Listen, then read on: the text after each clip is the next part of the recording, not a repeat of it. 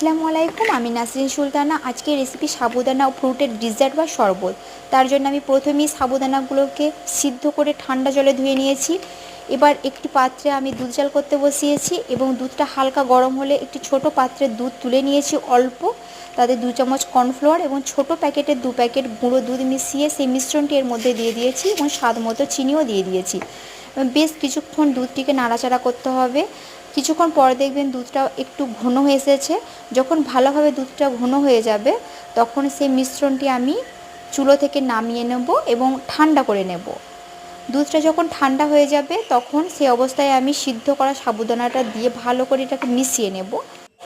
এবার এই অবস্থায় আপনারা যদি এটা পরে খেতে চান তাহলে এটা ফ্রিজের মধ্যে রেখে দিন, আর আপনারা যদি এটা তখনই খেতে চান তাহলে এর মধ্যে কেটে রাখা ফ্রুটগুলো দিয়ে দিন। এটা যে কোনো ফ্রুট দিয়ে অনেক মজার হয় খেতে। আপনার হাতের কাছে যে ফ্রুটটা থাকবে আপনারা এটা সেই ফ্রুট দিয়ে তৈরি করতে পারেন।